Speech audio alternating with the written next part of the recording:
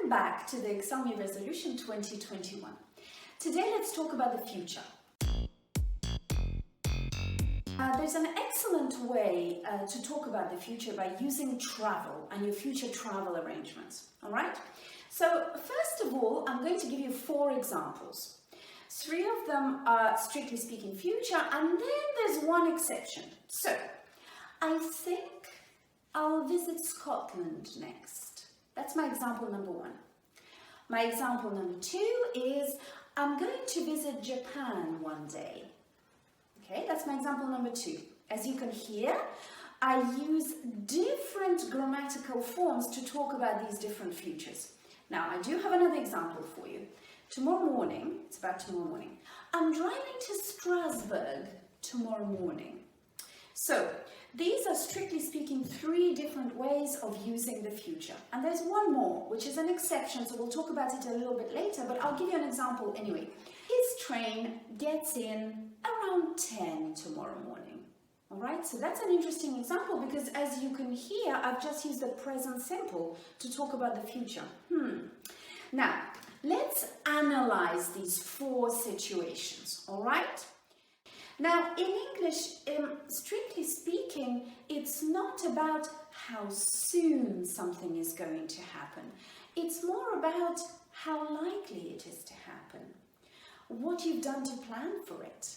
You know, what are the probabilities of it happening? So, for example, going through it step by step. I think I'll visit Scotland next. As you can imagine, I haven't planned anything. You know, I think, maybe I will, maybe I won't. So I'm going to pause here for a second and I'm going to give you some time to think of your own example. So, which country do you think you will visit next?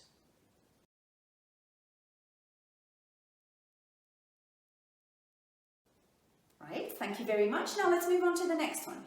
Now I'm going to visit Japan one day. That was my next example. I am, the verb to be, going, the verb with ing at the end. I'm going to visit Japan one day. It's on my wish list. It's a dream of mine to go and visit Japan. So I know, frankly speaking, that one day I will and go visit it. Okay? Now, what about you? Which country is on your wish list? Which country are you going to visit one day?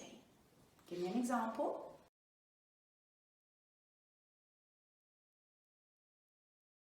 I'm driving to Strasbourg tomorrow morning. As you can imagine, I have a meeting in Strasbourg tomorrow morning. Maybe my business partner is waiting for me already for tomorrow morning. I've made the arrangements. My car, my petrol tank has been filled. My car is all ready to go despite the cold and the snow. Anyway, I am going to Strasbourg. It's in my diary, it's in my partner's diary, so I'm driving to Strasbourg tomorrow morning. So have a moment, pause, and tell me about something you are definitely doing tomorrow morning, if you've got it planned.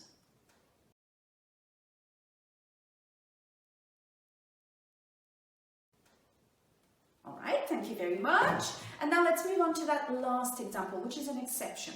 Now, his train gets in around 10 tomorrow morning. It's all about tomorrow morning. Now, interestingly, I'm using the present simple here, right? Can you hear it? Gets in, I said. And I use it consciously, actually, because when we talk about schedules and timetables, whoever he is, whether he is on the train or not, it doesn't matter. The train will come and go. The plane will come and go. So when there is a schedule, it doesn't matter whether you're there or not. We can actually use the present simple. So the concert starts at 9 p.m. next Monday. His train gets in around 10 tomorrow morning, and so on.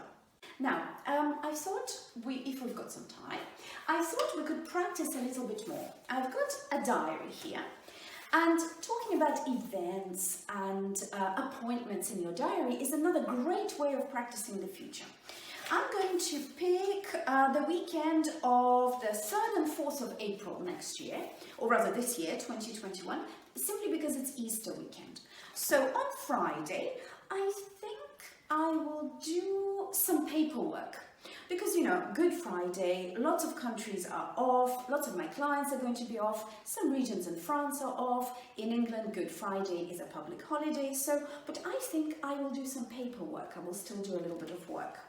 Okay, take a moment, pause, have a think, come up with your own example. What are you going to do on Friday the 2nd of April?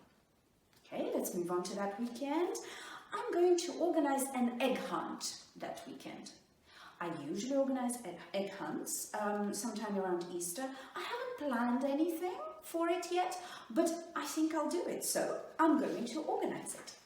And then moving on to Monday the 5th, well, to be honest, it's going to be a holiday everywhere, so I'm not working that Monday. I'm not working on Monday the 5th of April. All right, thank you very much for today. Keep practicing, subscribe to my channel, and come back to us with your comments. Bye for now.